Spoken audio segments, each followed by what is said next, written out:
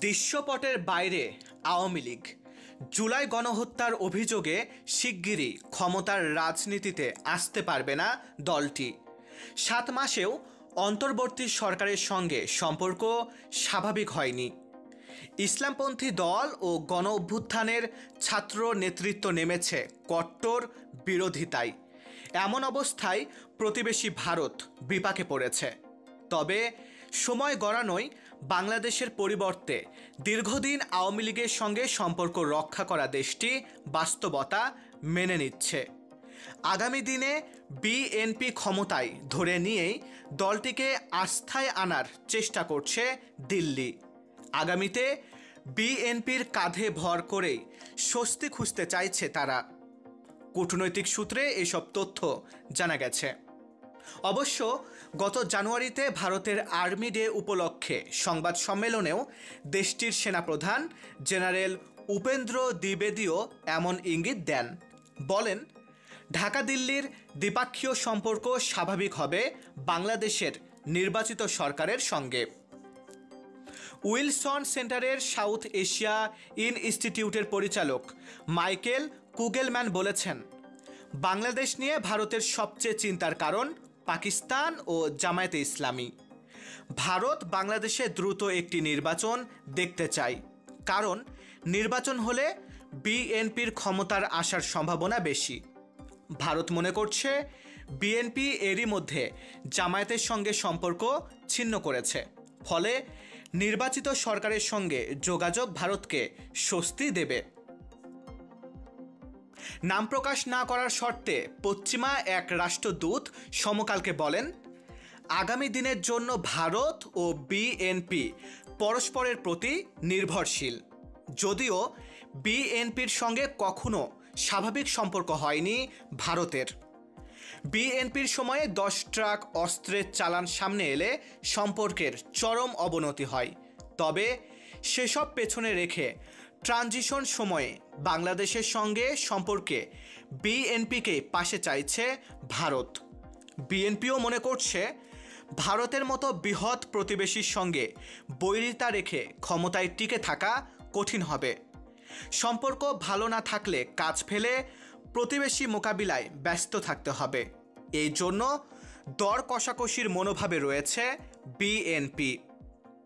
দলটির নেতারা মনে করছেন, শিক্ষার্থী, সরকার ও জামায়াতের মতো শক্তিকে মোকাবিলা করতে তাদের প্রতিবেশী দেশগুলোর সমর্থন লাগবে, বিশেষ করে ভারতের সমর্থন।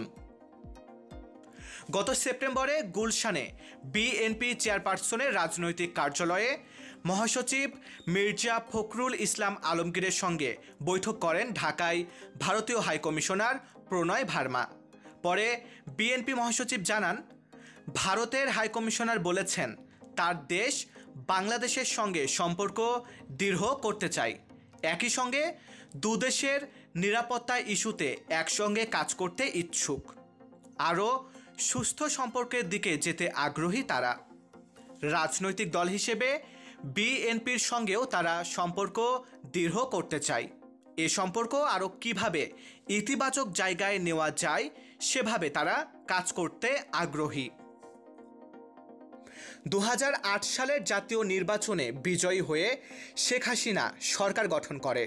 এরপর থেকে গত বছর 5 আগস্ট পর্যন্ত হাসিনাকে ক্ষমতায় রাখতে প্রত্যক্ষ পরোক্ষ ভূমিকা রাখে ভারত। বাংলাদেশে অনুগত সরকার থাকায় আঞ্চলিক রাজনীতি সহ সার্বিক বিষয়ে স্বাচ্ছন্দ্যে ছিল দিল্লি, কিন্তু সব উল্টে দিয়েছে ছাত্র জনতার অভ্যুত্থান। পশ্চিমা এক কূটনীতিক সমকালকে বলেন, ভারত মনে করে বিএনপি নেতৃত্বাধীন 4 দলীয় জোট সরকার ছিল চরম ভারত বিরোধী।